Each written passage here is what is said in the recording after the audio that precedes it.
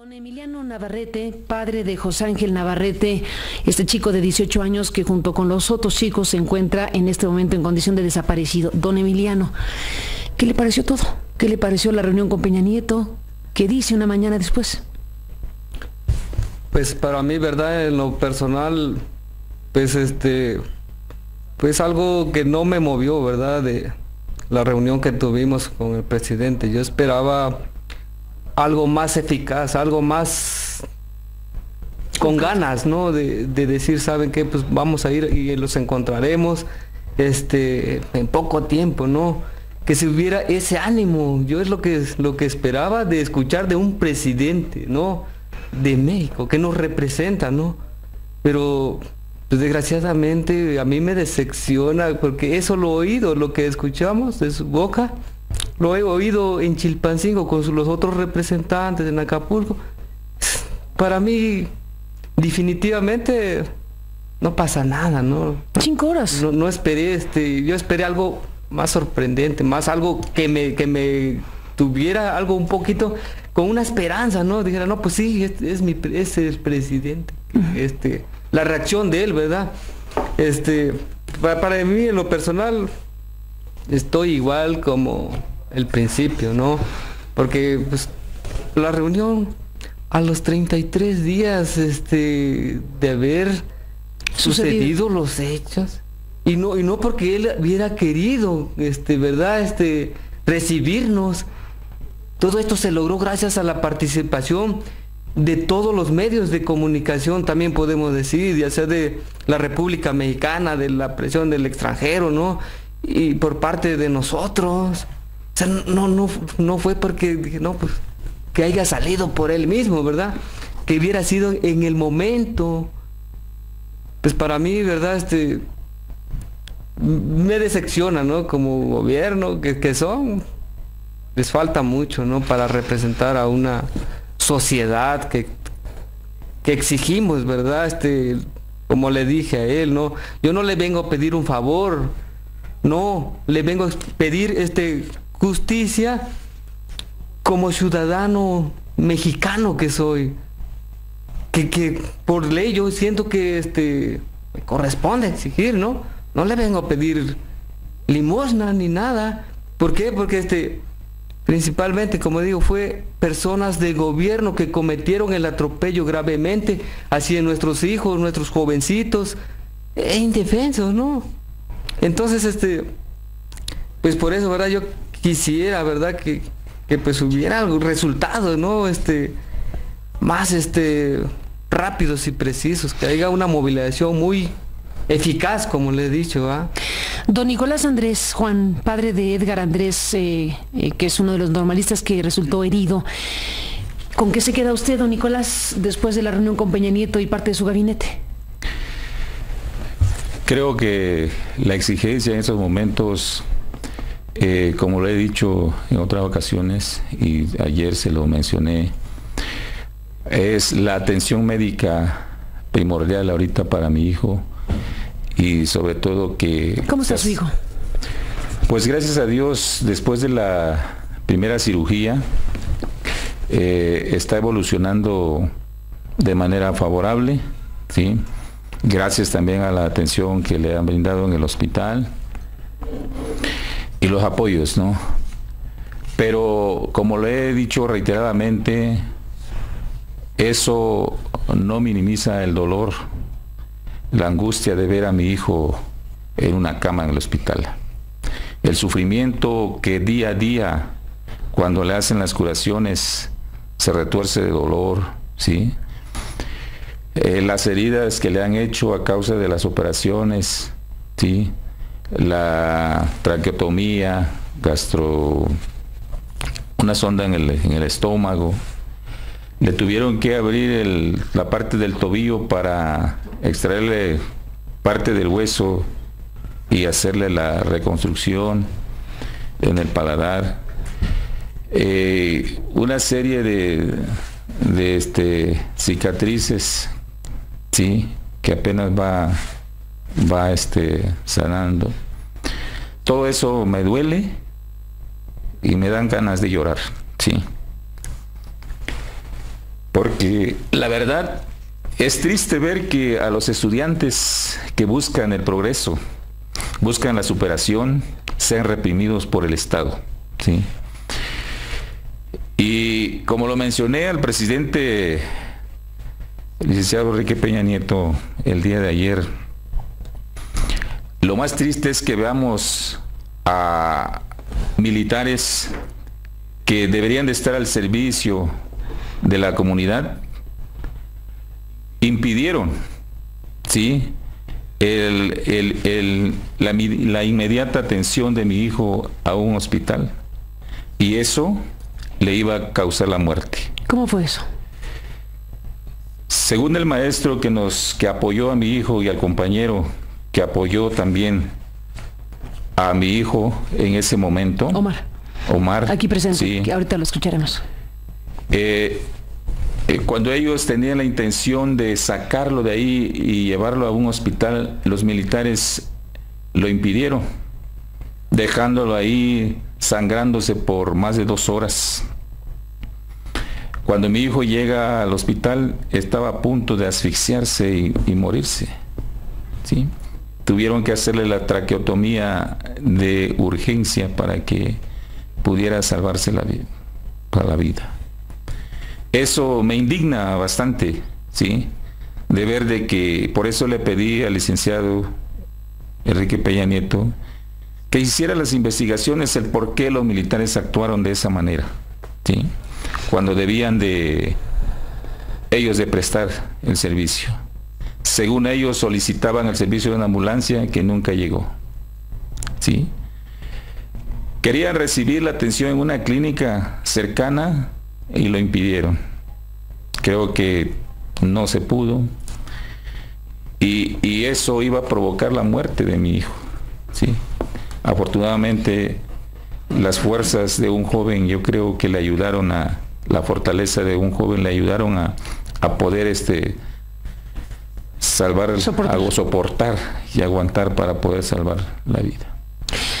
Omar García, tú eres normalista, eres integrante del Comité Estudiantil de Ayotzinapa, estuviste ahí, estás en posibilidades de contar de manera muy directa precisamente lo sucedido de cabo a rabo, y bueno, pues ahora, después de la entrevista de más de 5 horas con Peña Nieto y parte de su gabinete, ¿qué nos dices esta mañana, Omar?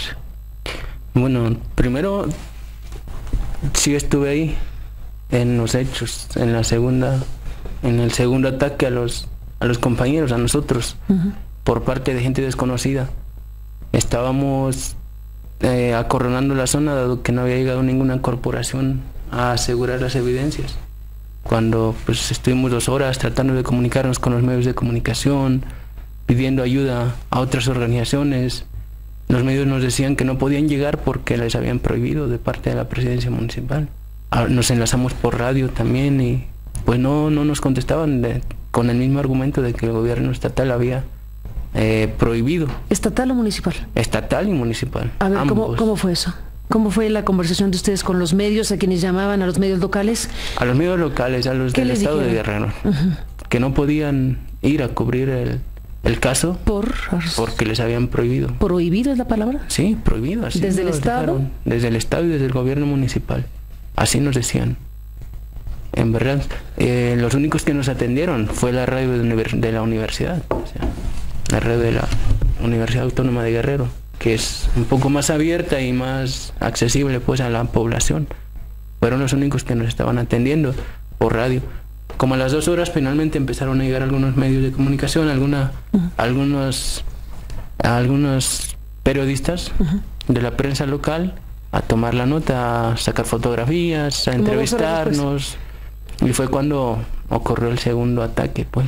Cuando ustedes ya estaban, cuando habían logrado convocar a algunos periodistas y ya estaban ustedes hablando con los periodistas, es en donde se da exactamente el segundo ataque, sí, que es donde tú estabas ahí. Sí. ¿Cómo fue eso? Pues fue muy repentino, nosotros no sabíamos... ¿Dónde estaban ustedes con la prensa? Estábamos en el lugar de los hechos, en la esquina de la calle Juan N. Álvarez y el Periférico Norte. ¿Con cuántos periodistas estaban, te acuerdas? Eran unos 5 o 6 de diferentes agencias. ¿De medios locales? Sí, de medios locales y del estado. También estaban algunos maestros de la Coordinadora Nacional. ¿Y ustedes estaban en ese momento hablando con los periodistas? Sí, estamos hablando, algunos estaban hablando con ellos, otros estábamos por la radio, comunicándonos con nuestros padres de familia, hablando entre nosotros. ¿Y qué ocurrió? ¿Cómo fueron las cosas ahí? Pues repentinamente empezaron nuevamente los balazos, pero pues, se escuchó el ametrallamiento. Pues. ¿Eran los mismos de la primera agresión o eran distintas personas las que disparaban contra los estudiantes? Es lo que no supimos ya. Nosotros no pudimos percatarnos de quiénes eran porque estaba oscuro. La carretera que entra de Teloloapan a Iguala por el periférico norte estaba totalmente oscuro, el lugar de donde solamente se veían las ráfagas, pues, los disparos que salían de la oscuridad, pero no pudimos ver de quién se trataba. Pero no directamente contra ustedes. Directamente. En esta segunda agresión directa a los estudiantes, ¿qué resultó? ¿Resultaron los chicos muertos? Resultaron muertos los dos compañeros, más el compañero Julio César Mondragón Fuentes, que se lo llevaron. Quiero señalar que a él se lo llevaron ahí cerca a unos 150 metros y lo desollaron. Pero lo desollaron porque cuando lo sometieron, lo agarraron, él tuvo la valentía de escupirle en la cara al agresor. Así lo hizo. ¿Cómo los vieron? Lo vieron los compañeros, que no se atreven a hablar. Muchos de los compañeros que todavía alcanzaron a ver eso. La imagen que circuló de esta persona es verdaderamente estremecedora. Su rostro arrancado literalmente. ¿Ese es el chico? Sí. ¿Esa imagen que circuló, esa imagen corresponde a tu compañero? Sí, él es. ¿Y quién hizo una cosa así? Pues es lo que no podemos explicar. Nosotros hemos visto diferentes formas de actuar, del crimen organizado y otros más. Nosotros creemos que lo hicieron precisamente como una maniobra para que, dado que en el primer momento habían sido los policías municipales, quisieron dar la impresión en el segundo momento de que realmente había sido la delincuencia organizada. Pudo haber sido una maniobra. Lo que queremos recalcar es que durante ese tiempo el ejército ni sus luces, después de que ocurrió la segunda balacera y cuando cayeron los 3 compañeros que hoy fueron asesinados, ahora sí se aparece el ejército. ¿En qué momento apareció el ejército exactamente? Después de la balacera de las 12:30 de la segunda, nosotros yo corrí con un grupo de 27 compañeros a buscar refugio, a buscar atención, precisamente para Edgar Andrés Vargas. El papá de Nicolás. Precisamente todos los llevábamos cargando, estaba gravemente herido. Nos dijeron ahí adelantito hay un hospital, nos decía la gente ahí hay un hospital, el Hospital Cristina. Fuimos, pedimos que se nos atendiera, no nos quisieron atender porque según ya eran altas horas de la noche, no había el personal adecuado y pedimos que por lo menos nos dejaran entrar, dado que nos andaban persiguiendo.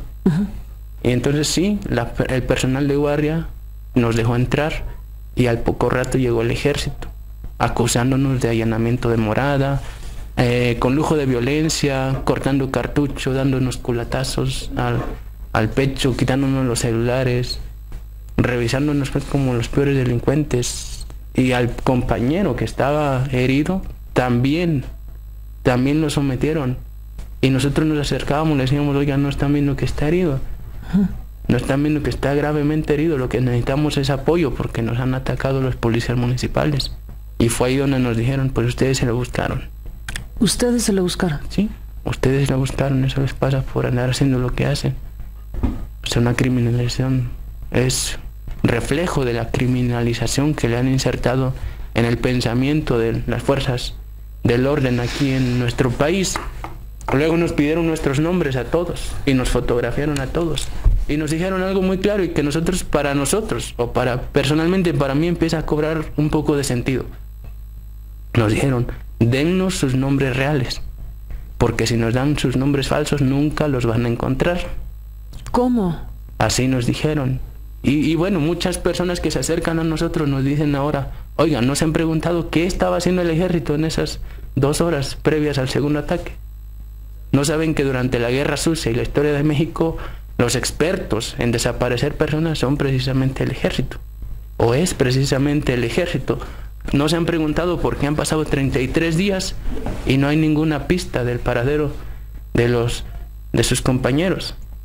Es lo que nos han preguntado, y realmente esa tesis empieza a cobrar sentido por lo que nos dijeron, por lo que hizo el ejército, porque no se apareció en todo ese tiempo, por la omisión que tuvieron estando a escasos 5 minutos del lugar, por todo lo que sabían que estaba ocurriendo en Iguala ya de años, y estaban coludidos ahí con la delincuencia organizada. Yo soy de una zona donde abunda la delincuencia organizada. ¿De qué zona eres? De la sierra. De la sierra.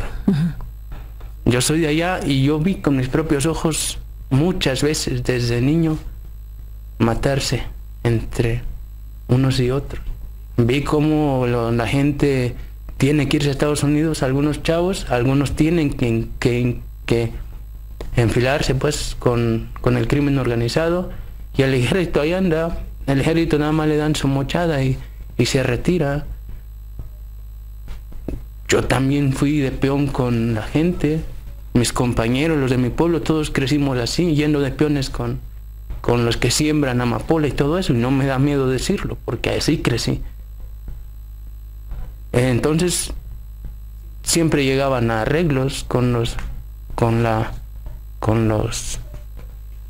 narcos, pues, y siempre omitían. El ejército mismo le enseñaba a disparar a los niños. Entonces, pues hay muchas cosas que están ocurriendo en Guerrero y que, pues, quedan registrados en la memoria de todas las personas, de todos los niños. Los que no tienen chance de estudiar van a parar ahí o van a Estados Unidos. Necesariamente. Innecesariamente. Es un problema fuertísimo en el Estado, y lo hemos señalado con mucha claridad, pues. Omar García, Nicolás Andrés Juan, Emiliano Navarrete y Santiago Aguirre, permítanme hacer una pausa y regresamos en esta mesa, en esta conversación. Regresamos en esta mesa donde estamos hablando con Omar García, que es normalista, integrante del Comité Estudiantil de Ayotzinapa, a quien acabamos de escuchar hace unos minutos en una narración tremenda, con don Nicolás Andrés Juan, que es el papá de Edgar Andrés, normalista, que se encuentra pues herido, como sabemos, don Emiliano Navarrete, que es el padre de José Ángel Navarrete, este chico de 18 que está desaparecido, y con Santiago Aguirre, que es el abogado del Centro de Derechos Humanos Miguel Agustín Pro Juárez. Vaya narración la tuya, Omar, que nos has dejado desde luego con más información y con un panorama desolador por lo que ha sucedido en Guerrero. ¿En cuántos años? ¿En cuánto tiempo? Déjenme ir a un tema importantísimo.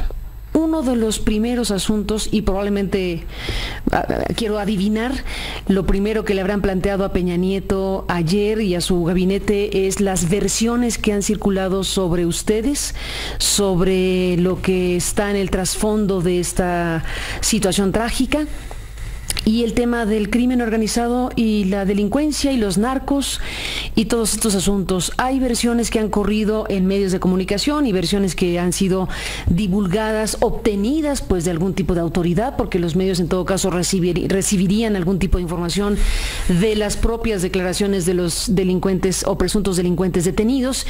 Y bueno, a ver, les pregunto abierta y claramente, básicamente a los tres, no a Santiago, que es el abogado y que está en otra lógica, pero digamos, les pregunto, Emiliano, Nicolás, Omar, sobre el narco, sobre si efectivamente hubo o no una infiltración, como se publicó en los camiones donde iban los jóvenes, sobre los Guerreros Unidos y los Rojos. A ver, Omar, perdón que regrese contigo, pero el que está directamente con la narración de lo que sucedió, ¿qué dices de eso? ¿Estaban en los camiones gente que no era de ustedes? ¿Había armas en los camiones? No, no había armas, no había gente infiltrada con nosotros. Todas esas versiones son pues una ofensa para los padres de familia y para nosotros. Hemos llegado a la normal casi por oportunidad única en la vida, como una salida a toda la situación social del estado de Guerrero, a las carencias. Hoy en Guerrero, pues 1 de cada 10 campesinos llega a la universidad. O sea, es muy poco. Y realmente para que ahora nos salgan con que somos o tenemos vínculos con la delincuencia organizada, pues realmente no se vale. Se lo decimos porque nosotros fuimos a declarar, la PGR nos pidió que declaráramos. Nos tuvieron 8 horas declarando. Y todas esas declaraciones siempre iban encaminadas y volvían a las mismas preguntas. ¿De dónde eres? ¿A qué te dedicas? ¿A qué te dedicabas antes? ¿Qué opinas de los Guerreros Unidos? O sea, mucha que no tenía nada que ver con el asunto y con el atropello que habíamos vivido el 26 de septiembre. ¿Qué música escuchas? Pues escucho de todo lo que se escucha. No, dijo que el Ministerio Público les preguntó sobre la música incluido. Eso fue una ofensa todavía más grande. Nos preguntó qué música escuchamos y nos dijeron que, dadas las investigaciones que habían hecho de los celulares, números celulares que les habíamos pasado para que trataran de rastrear el paradero de nuestros compañeros, dicen, oigan, pero ¿por qué escuchan a la Tracalosa? ¿Qué es la Tracalosa? Le digo, oigan, ¿por qué o qué? Dice, no, pues la Tracalosa acá toca puro narcocorrido. Y les dijimos, oigan, ¿qué muchacho en los barrios pobres de las ciudades, en las comunidades rurales, no escuchan narcocorridos? Si ustedes mismos fomentan la narcocultura y la dejan expandirse por todo el país, ¿de qué nos vamos a estereotipar? La gente no quiere ser maestro, no quiere ser arquitecto, no quiere ser doctor. Los chavalillos no quieren ser eso. Yo soy maestro, estoy estudiando para maestro, practico en aulas de clase. Se les pregunta a los niños, oye, ¿qué quieres ser de grande? No falta el niño que dice, yo quiero ser narco. Así estamos en México. ¿Por qué? Porque el estereotipo de ser narco y la abundancia de material audiovisual, películas, vayan a las tiendas de cualquier rancho, de cualquier municipio pobre, y van a ver pura película de Mario Almada, de Agustín Bernal, de todos esos que hacen pura película de narco. Entonces, ¿qué es lo que van a querer hacer los muchachos si lo demás no está difundido? Don Emiliano Navarrete, ¿qué dice de todo esto? Pues ¿les dicen o narcos o guerrilleros a sus hijos? Pues sí, yo escuché comentarios de que estaban involucrados pues con los narcos, ¿no? O iban gente infiltrada ahí con ellos.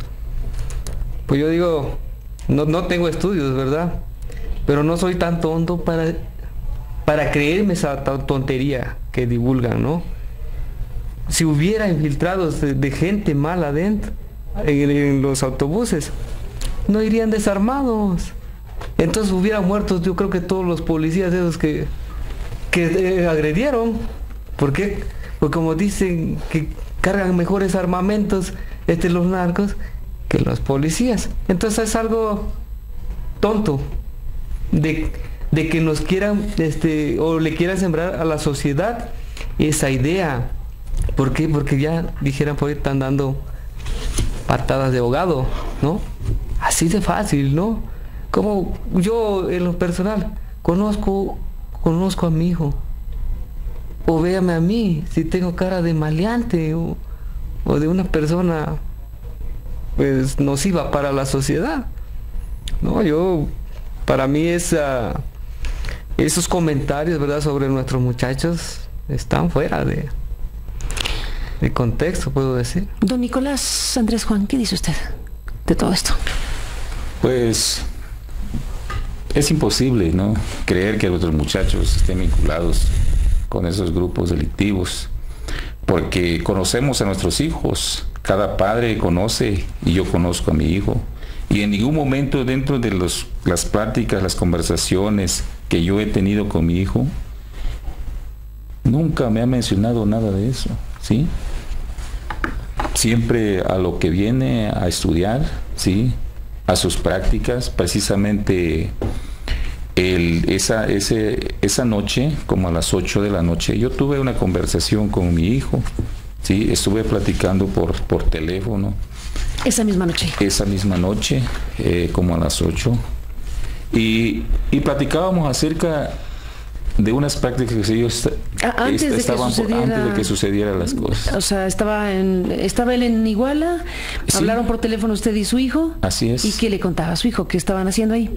A ver, cuénteme. Mi hijo estaba en su cubículo, que me dice, porque yo siempre le pregunto, oye, ¿dónde estás? Le dice, estoy en mi cubículo, Y Esto en la escuela. En la escuela, sí. Y me dice, precisamente, voy a necesitar un apoyo económico, porque la próxima semana vamos a ir por contenidos y vamos a tener prácticas. Su chico tiene 18 años, ¿no? Para darle... Sí. ¿Y qué más le contó? Y le digo, sí, hijo, sí, no lo tengo ahorita a la mano, pero mañana haré todo lo posible por conseguirlo y te lo voy a mandar, ¿sí? Y estuvimos platicando de manera amena con mi esposa y él, ¿sí? Y lejos de imaginarnos lo que iba a suceder o lo que nos iban a decir a las 2 de la madrugada. En el momento, de manera cortante, dijo, mañana les marco, ¿sí? Tengo que hacer un trabajo. Y se cortó la llamada. Yo supongo que en ese momento llega la información a la escuela, en donde quizás los reúnen para dar la información de lo que estaba sucediendo, por lo mismo que cortó, a iniciativa de él, cortó la llamada y dejamos de conversar. Y ya no supe más hasta las 2 de la madrugada que recibo la llamada telefónica en donde Omar, ¿sí?, me dice, ¿usted es el papá de Edgar? Le digo, sí. ¿Qué pasa? Y me dice, su hijo está herido. Hubo un enfrentamiento con policías y su hijo está herido. Es desesperante escuchar eso en medio de el sueño tranquilo, que tiene uno un descanso tranquilo, y de repente que te digan, tu hijo está herido. Yo lo único que le pregunté, ¿qué parte está herido? En la cara, en la mandíbula. No me va a dejar mentir, yo se lo pedí, amigo, le digo, como sea, te pido el favor que lo auxilies y que lo lleves a un hospital. No lo dejes solo, ¿sí? Enseguida, me dijo, háblale a Edgar, le voy a poner el teléfono porque él no podía hablar. Le puse el teléfono y yo le di ánimos a mi hijo para que soportara y pudiera llegar a un hospital. Inmediatamente fue desesperante, su mamá lloraba, sí. No teníamos suficiente recurso para viajar porque, pues, es largo el trayecto. Tuvimos que conseguir un dinero a horas de la noche, de la madrugada, y salimos allá aproximadamente como a las 3 de la madrugada. Para llegar a las 4 de la madrugada del día domingo, ¿sí?, que son 24 horas aproximadamente, con angustia. Y al llegar a ese lugar, a Iguala, pues la verdad fue impactante ver las condiciones en las que estaba nuestro hijo, sedado por la anestesia, a lo mejor estaba dormido, llenos de aparatos y todo, y la verdad y las esperanzas de vida que nos dio la doctora fueron mínimas o nada, porque nos dijo, prepárense para cualquier cosa, que de hoy a mañana puede pasar cualquier cosa. La verdad, eso fue muy desesperante, angustiante para nosotros como padres. Sí. Déjeme, don Nicolás, Omar, Emiliano, Santiago, regresar en esta mesa después de la pausa. Seguimos hablando con familiares y gente cercana a los jóvenes desaparecidos, heridos, muertos de Ayotzinapa. Volvemos en un momento más. Estamos en esta mesa con Emiliano Navarrete, el papá de José Ángel, este chico desaparecido de 18 años, con Omar García, quien hemos escuchado con mucho interés como normalista, que has tocado unas fibras tremendas. Desde luego también tú, Omar García, viviendo tan directamente, siendo parte de la comunidad de Ayotzinapa y de haber vivido lo que viviste y que lo has narrado. Y con Nicolás Andrés Juan, desde luego, con la narración que nos ha hecho el papá de Edgar Andrés. Me detengo un segundo, Santiago Aguirre, como abogado. El Centro de Derechos Humanos Miguel Agustín Pro Juárez ha jugado un papel muy importante. Ayer mismo fue un factor fundamental para que ustedes pudieran hablar ante los medios y que su mensaje se registrara como se está registrando muy ampliamente en este país. Santiago Aguirre, Dos asuntos fundamentales. Regresemos al punto. Peña Nieto firma estos puntos, su procurador, el secretario de Gobernación, el gobierno federal firma estos compromisos. Y hay dos asuntos fundamentales que me gustaría regresar a ellos, Santiago. Uno, que la búsqueda sea fundamentalmente la búsqueda en vida de estas personas. Estamos viendo cómo el tema de las fosas, que es estrujante, ha dominado, digamos, no solo la información, sino la propia, al parecer, actuación de las autoridades de buscar en estos lugares de Guerrero que hay fosa tras fosa, cuerpo tras cuerpo, estudios de ADN que no acaban de resultar todavía convincentes, los que se han dado a conocer hasta el momento. Falta saber qué dicen las forenses argentinas.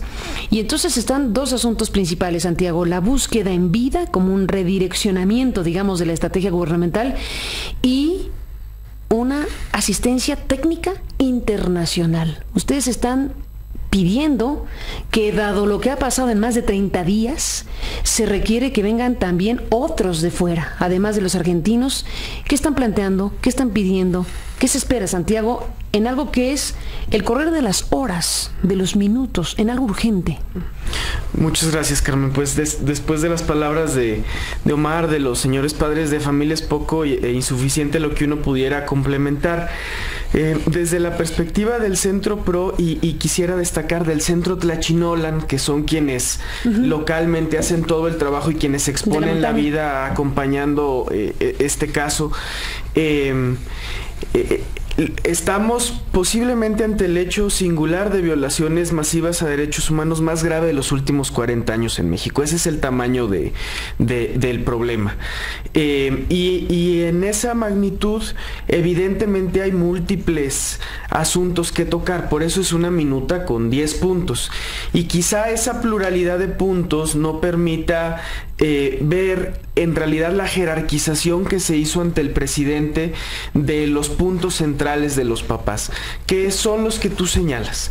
En primerísimo lugar, la presentación con vida de los normalistas. Hubo un emplazamiento muy claro de los padres a decir: han pasado 33 días, la intervención del gobierno federal fue tardía y nuestra exigencia es clara. Queremos vivos a los normalistas ya, porque fue vivos que se los llevaron.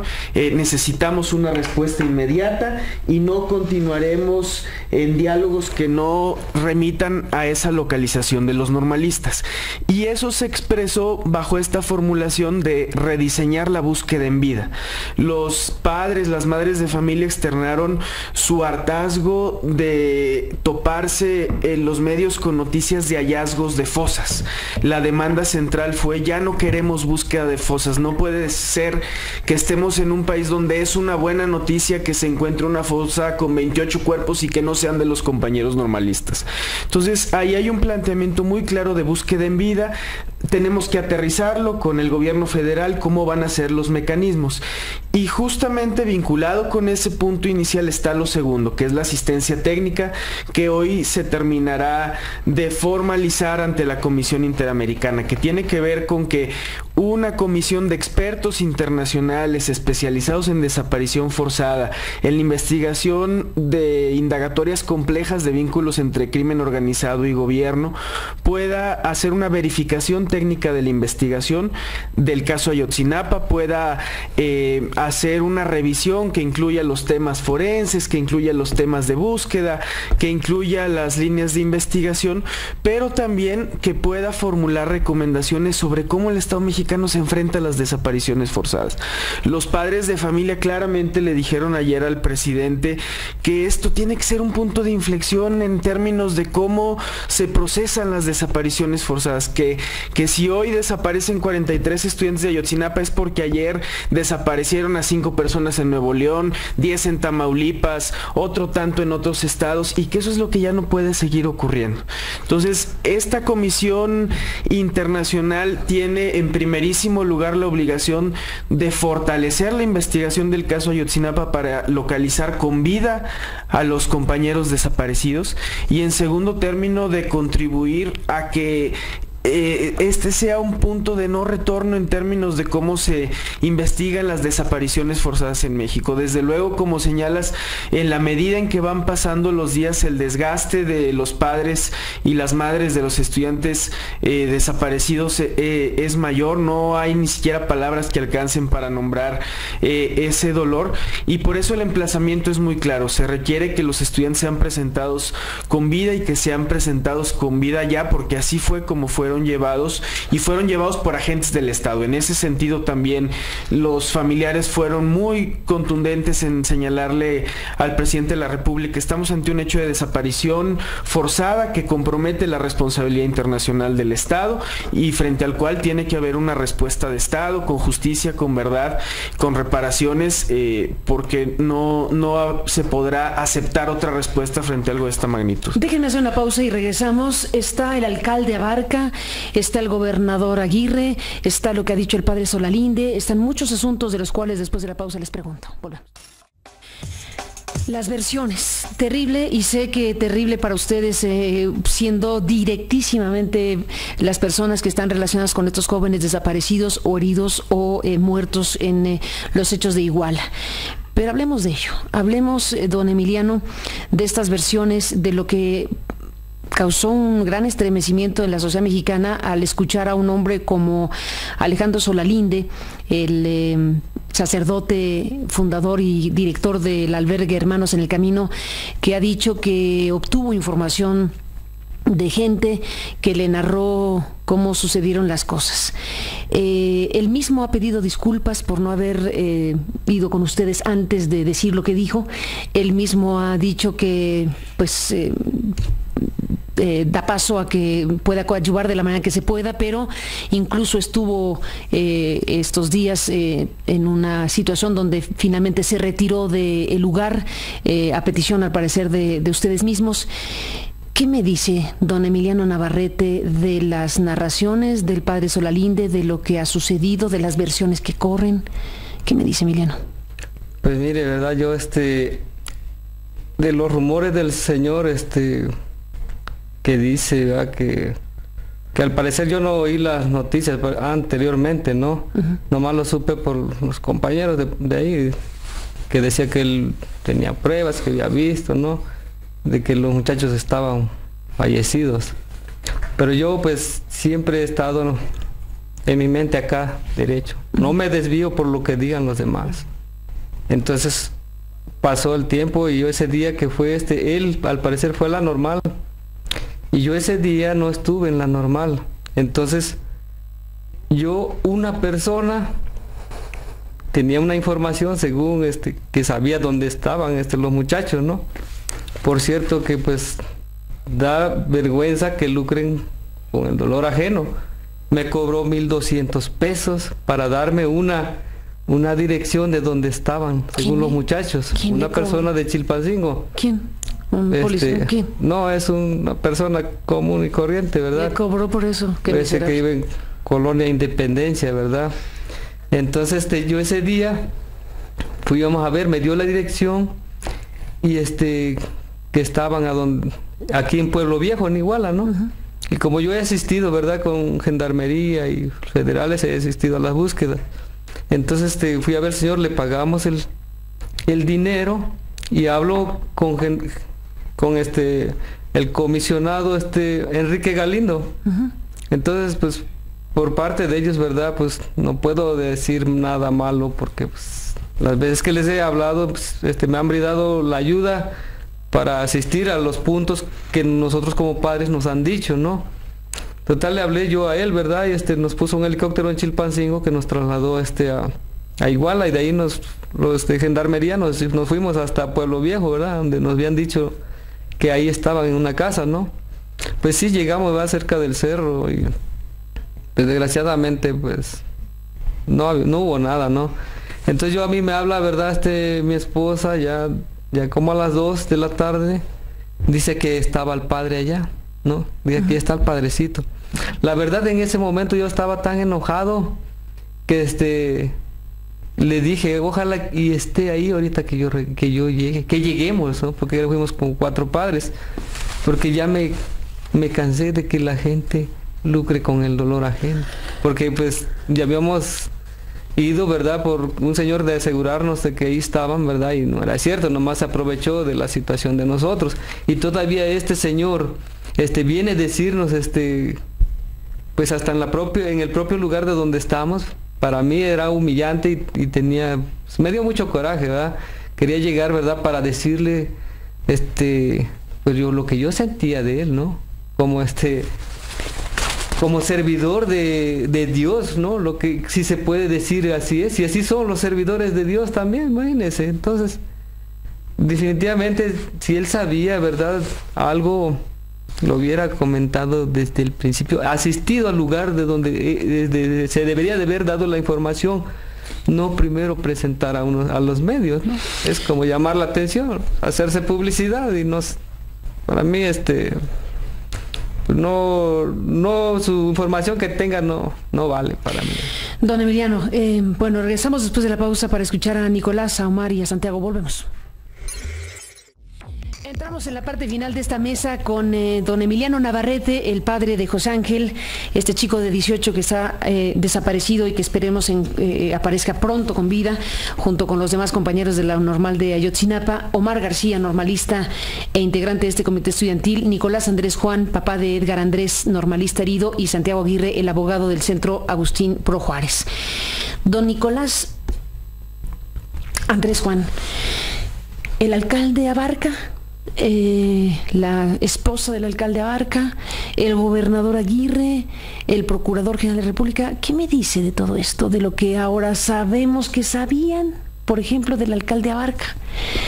Esta cosa de que estaba relacionado o está relacionado con el crimen organizado directamente, pues no parece haber importado para que llegara a ser candidato a alcalde y ejercer funciones. Y ahora sabemos que muchos sabían de ese asunto. ¿Qué me dice usted?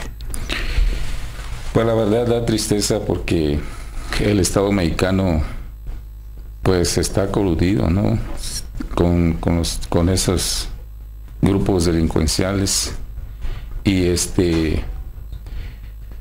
pues le pediríamos aquí a la sociedad en general que hiciéramos conciencia y exigir, ¿sí?, una limpieza, ¿sí?, y que una limpieza de las estructuras del gobierno, sobre todo, ¿no?, sí, en los 3 niveles de gobierno,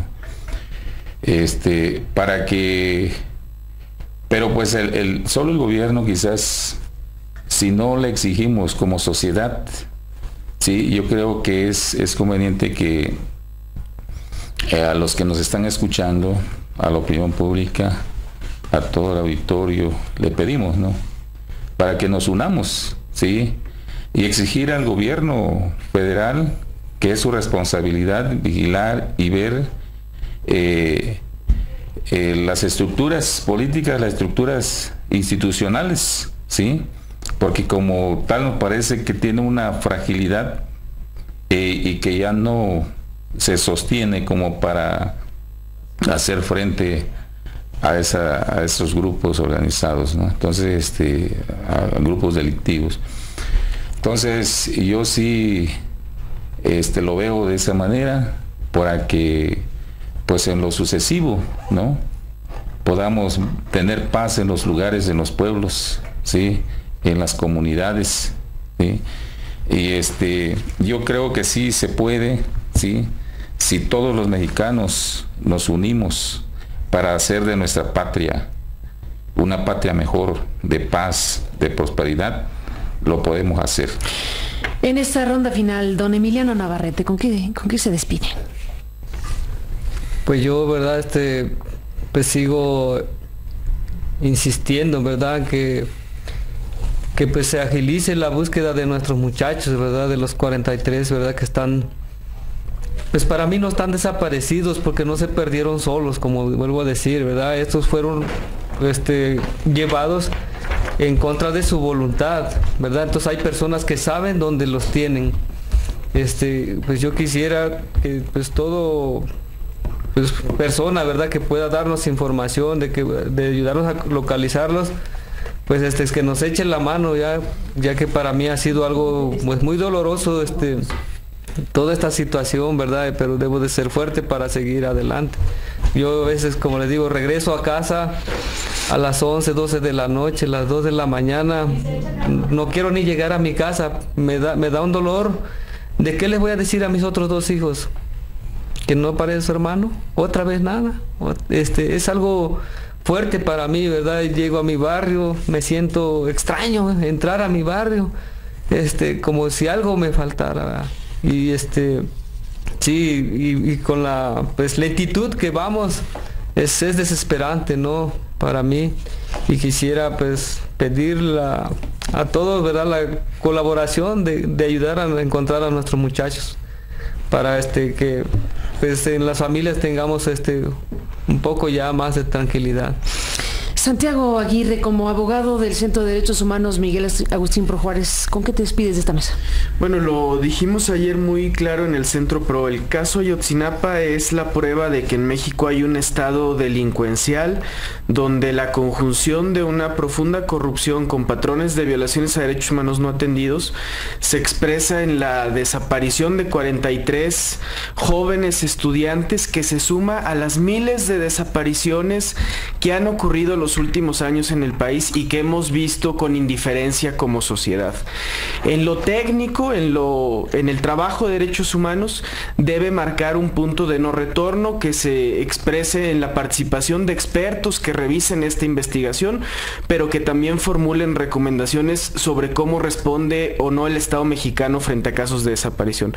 Pero la gran interrogante es también en lo social, cómo se procesa, y ahí los padres, los estudiantes de la Normal están haciendo un amplio llamado a la sociedad a sumarse a la exigencia de que aparezcan los jóvenes desaparecidos.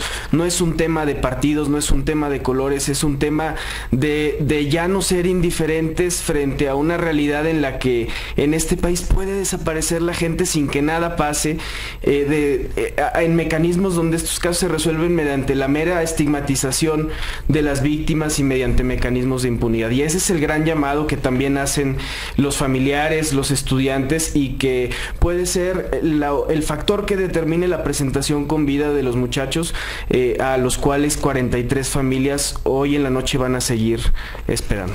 Entramos en la parte final. Omar García, 2 cosas. Antes de escuchar tu mensaje final en esta mesa, comentábamos en el corte que apareció un comunicado que se le atribuye al Ejército Popular Revolucionario. Es muy difícil saber si efectivamente procede o no del EPR este mensaje, pero lo comento porque es importante también escuchar lo que tengas que decir, Omar, sobre el asunto. En esta comunicación que se dio a conocer, dice que los 43 normalistas desaparecidos de Ayotzinapa fueron entregados a militares en una misión contrainsurgente, y dice que el caso de los estudiantes es un crimen de Estado con motivaciones políticas dirigido contra jóvenes activistas de la Federación de Estudiantes Campesinos de México.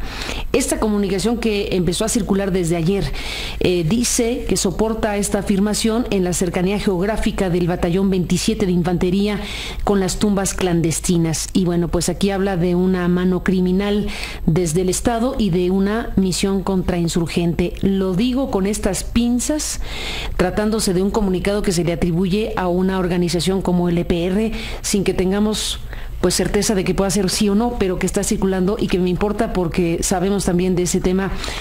Cuando se habla de los chicos de Ayotzinapa, se les plantea este asunto del EPR. Bueno, como tú dices, hay que tomarlo con pinzas, porque también se nos ha tratado de vincular históricamente a los diferentes grupos armados, a la guerrilla, por nuestra forma de pensamiento. Y bueno, es una opinión más, igual que la de el padre de Solalinde, igual que cualquier otra opinión vista desde el exterior, cualquier hipótesis, pues a la opinión pública, todo es posible. Lo diga quien lo diga, no nos interesa tanto. Somos estudiantes y hemos levantado la mano contra el gobierno para hacer esta denuncia, para exigirle que aparezcan nuestros 43 compañeros. Pero al levantar la mano contra ellos, pues la estamos levantando contra todo un sistema que está coludido con la delincuencia organizada. Y es obvio que las diferentes formas de lucha, expresiones de lucha también lo van a hacer, y respetamos mucho eso. Lo respetamos, aun cuando no participemos con ellos, ni con ningún otro. Entonces, pues, como te digo, pues, es algo más emitido de la opinión pública, y pues Hasta ahí lo dejas. Hasta ahí lo dejo. Omar García, ¿con qué te despides en esta mesa, siendo tú parte de este comité estudiantil de Ayotzinapa, siendo tú normalista, habiendo estado en el lugar de los hechos y habiendo dicho lo que has dicho? Cierra esta mesa, ¿con qué mensaje? Bueno, la opinión pública, la sociedad entera tiene que saber que ciertamente hemos tenido conflictos con el Estado. Muchos conflictos, porque gestionamos, nos dedicamos a la gestión por matrículas, por plazas, por infraestructura en nuestras normales rurales que han sido abandonadas y que han sido rezagadas. La reforma de la educación pública va en ese sentido de quitarnos recursos, de privatizar la educación. Nosotros hemos estado en conflicto y lo vamos a seguir estando mientras nuestros derechos no sean otorgados o cumplidos como tal, ¿no? Entonces, lo que le queremos decir a la opinión pública es que hemos levantado la mano pues contra el Estado mexicano, pero al hacerlo estamos levantando la mano contra la delincuencia organizada, aun cuando no queramos hacerlo. De ahora en adelante no vamos a estar seguros, no es dramatismo, es una realidad que nos hace temer a cada uno de los compañeros que están estudiando en la normal, a cada uno de los normalistas, de los padres de familia. Cuando la situación cambie, cuando el movimiento se apague, cuando aparezcan nuestros compañeros, el gobierno puede decir que no va a actuar en contra de nosotros, de los que participamos en el movimiento. Pero ¿quién nos va a amparar contra la delincuencia organizada? Es por eso tan importante hoy en día que, dado el 26 de septiembre, se abrió una coyuntura nacional en la cual la sociedad entera tiene que participar en un movimiento nacional, podemos decirlo hasta civil y pacífico, porque tiene legitimidad, demasiada legitimidad, y las instituciones se han visto rebasadas. Se ha insertado en el tejido social, los sociales están rotos actualmente. La delincuencia organizada está por todas partes, en todos los niveles de gobierno. No podemos seguir así, teniendo noticias diarias de que una persona, 2 personas, 10 personas aparecen muertas, aparecen mutiladas todos los días en diferentes partes de nuestro país, y nosotros, como ciudadanos de a pie, comunes y corrientes, tenemos que guardar silencio todo el tiempo. Tenemos que hacer como que no vemos nada, por temor a las represalias y porque sabemos que el gobierno no hace nada y que está dejando y ha dejado crecer ese problema durante mucho tiempo. Ha hecho caso omiso, se ha hecho de la vista gorda, y es como si esa realidad no estuviera ahí frente a nuestros ojos. Entonces, pues sí, llamamos a la comunidad estudiantil, a las organizaciones sociales, a la sociedad civil en general, a que se sume a este movimiento. En las próximas semanas estaremos recorriendo el país en una caravana civil y pacífica, donde podamos poner a debate y a conversar a los diferentes actores sociales de nuestra república sobre este problema. ¿Qué le dices a los miles de ciudadanos que se han manifestado en diferentes ciudades de la República Mexicana y en otros lugares del mundo? Pues les agradecemos en primera su solidaridad. Se las agradecemos profundamente, y sabemos que, dado que no somos los únicos, fue eso precisamente lo que ha destapado todo un terror, un horror que venían tapando y que no querían dejar ver dentro de la realidad nacional. El Estado lo ha encubrido durante mucho tiempo, pero les ha explotado. Nosotros lo dijimos claramente, nosotros somos estudiantes, somos un movimiento estudiantil, nosotros no podemos controlar todo el movimiento ni todas las protestas que se están dando. La gente tiene que hacer lo que tenga que hacer para mostrar su indignación. Nos acusan de violentos, nos acusan de lo que quieran acusarnos. Adelante, pero la violencia ha estado todos los días en nuestra casa, enfrente a nuestros ojos. Se espantan de que una yotzi haga una cosa, de que un estudiante haga tantitito así, cuando el Estado y los grupos delincuenciales nos han estado atacando todo el tiempo.